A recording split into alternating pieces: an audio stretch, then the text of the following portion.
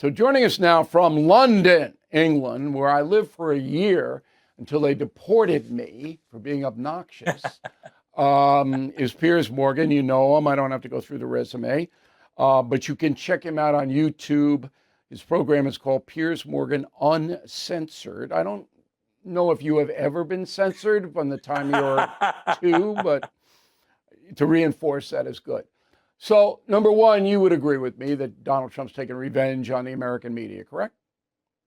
Yeah, no question. But I also think that it's been entirely predictable given the way that the mainstream media in America has behaved in such an overtly partisan manner against him for 8 years. And I've been criticizing them for 8 years for doing it, pointing out that it's not the job of the media to take sides. I mean, some of them may be unashamedly, partisan. Fine, then show your colors. It's the more insidious, secret partisan behavior of very liberal dominated newsrooms working at these supposedly impartial networks who've waged a kind of systematic activist campaign against Trump. And obviously now he's got the chance, he's going to have some fun with them. But I would tell them to look at themselves very hard in the mirror and say, have we really not brought this on ourselves? I work for CBS News. I work for ABC News. I mean, I know what the deal is. Now, it's crazy since Trump got into politics. Then all of the barriers left.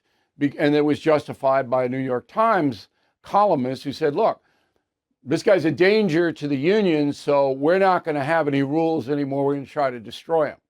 And once the New York Times put that posture out, then they all followed, and they thought that they had him. They thought that Donald Trump was done, and he rose like Dracula, and now he's going after them. Do you feel that is beneath the President of the United States to wreak that kind of vengeance? Well, I think Donald Trump is always going to do what Donald Trump wants to do. And people who've tried to get involved in changing his mind about exacting retribution in this kind of manner normally discover it's a bit pointless. He's nearly 80 years old. He's a leopard who won't change his spots when it comes to that kind of thing. If you read his book, The Art of the Deal, then it's all in there. Somebody punches you, punch them 10 times harder back is his mantra, and always has been for 50 years. So he's not going to change now. I do think it's probably a little bit of a waste of time for the President of the United States, but he's got so many more important things to worry about than going after the media. But what he's really doing, Bill, I think, is he's putting them back in their box. And he's also, I think, trying to focus their minds on, why don't you just try in this term of office, unlike the first term, being a little bit more fair-minded, having some more conservative voices on your network, actually not making them pariahs, not directing your audience to feel that everything that Donald Trump does is evil personified. And actually, a lot of it might be quite good. President Trump's victory is a win for America. That's what most voters think. But Bidenomics has left us with a failing economy. I rely on American Hartford Gold to protect my savings with physical gold and silver, and you should consider that. American Hartford Gold has thousands of 5-star ratings and an A+ from the Better Business Bureau. A tax-advantaged gold IRA can shield you from worsening inflation.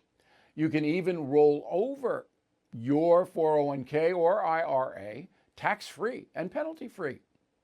So act now before it's too late. Call or text American Hartford Gold. Tell them Bill O'Reilly sent you for up to $15,000 of free silver on qualifying orders. Call 866-501-5201 or text Bill to 65532. That's 866-501-5201 or text Bill to 65532.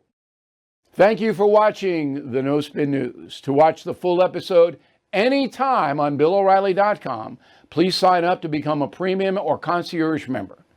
Visit BillO'Reilly.com to sign up and start watching today.